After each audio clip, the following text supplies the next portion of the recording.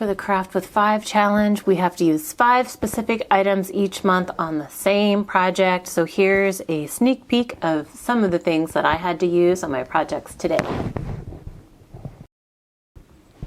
Hey, it's Beth. Welcome. It is time for the February Craft with 5 challenge. And if you haven't heard of this yet, it is a new challenge that I started this year. And each month there are 5 things that have to be included on the same project. So it can be any type of project, but those 5 things have to be included on that project. There is a playlist linked in the description box below, so you can see what the other challenge participants have created and how they used the 5 products or the 5 items. It could be a mix of like physical, consumable items or tools or colors, shapes. It's just kind of a mixed bag. So for February, we had to use snowflakes, dyes, the colors gray or silver, ribbon, and powders. So this would be like embossing powder or flocking powder or any type of like powder that heats up and creates a new texture. So I knew that in my 2019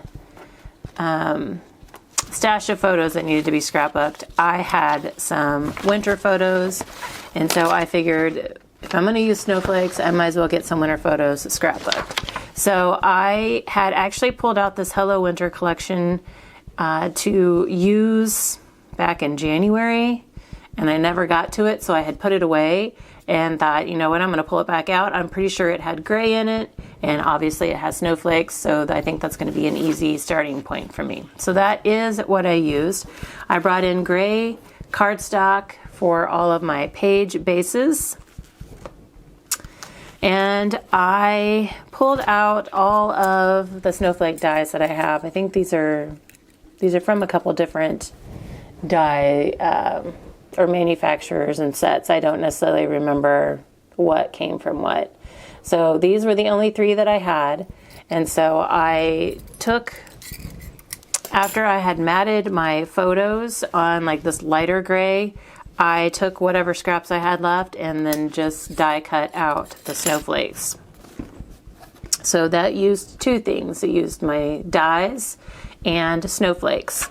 And then I took the kind of the sturdiest of the snowflakes, which was this die right here.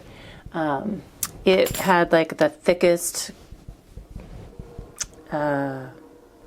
arms or spikes that come out on the snowflake. I don't know what you want to call those.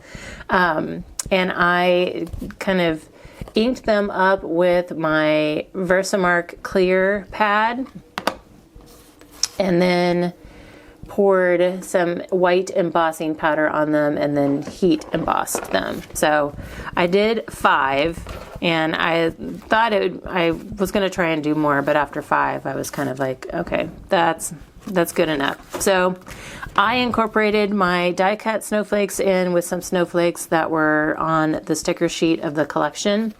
And then, so now we've used dye, snowflakes, ribbon. Obviously, we have the gray. So the 5th item was, wait, what did I say? We used dyes, snowflakes, powders, gray. So the last thing I had to incorporate was ribbon, which was probably the hardest for me to do on this type of layout.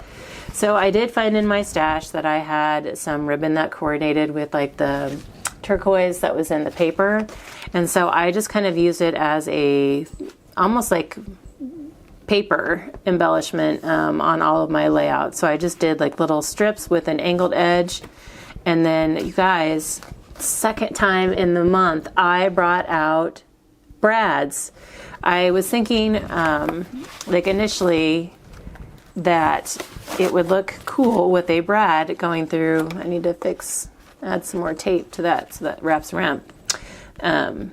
But I thought it would be cool to have a brad go through. And so I was like, I think I have some snowflake brads. So I dug around and I did. I had 5. I only needed 3, or I had 4. I only needed 3 for this layout, but I'm like, I'm not putting one brad back into my stash. So I brought 2 in on this one. So I managed to use up all 4 of the snowflake brads. So yay for that.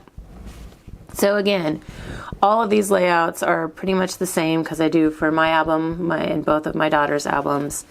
And it might have just changed. It changed based on the type of title that I could find. I was trying to just use stuff from the collection.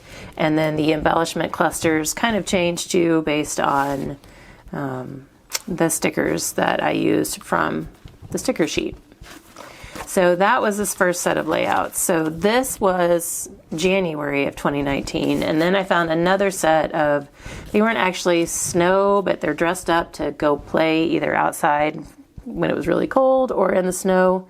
And this was in December. So I thought, I'm going to go ahead and do this one as a snowflake one too. So again, I have my snowflake dies, and I did do, like, I brought in one of the embossed ones on here, and then I have the grays incorporated in the papers, and then I have my ribbon up here. This time I did 2 strips of ribbon and then a strip of scrap pattern paper. So again, it just looks kind of like if I were just making little banners with the paper. So I kind of like this method better than this. Like, I feel like it's kind of lonely, so I don't know, I may have to go back and add something to that, but again, kind of the same concept of the groupings of the arrangements on the layouts, but again, was just trying to use the titles that I could get out of the collection to keep it easy. So those are my 5 layouts using snowflakes, dyes, powders, gray or silver, and ribbon. So this probably would have been a better set of items to use in January, but because the timing of this video, it comes out on the 21st of the month, I wanted to hit the kind of like Valentine's themes last month, since it was going to be end of January, so that would be more relevant for February. And I didn't, maybe I should have saved this to do like in December or something, but I had thought, like, what would be good to do kind of winter theme layout. So that's kind of why the timing. So I think next month we kind of go into some more springy things, which is more timely and seasonal. So again, please be sure to check out that playlist below to see what all of the other crafters made with their 5 items.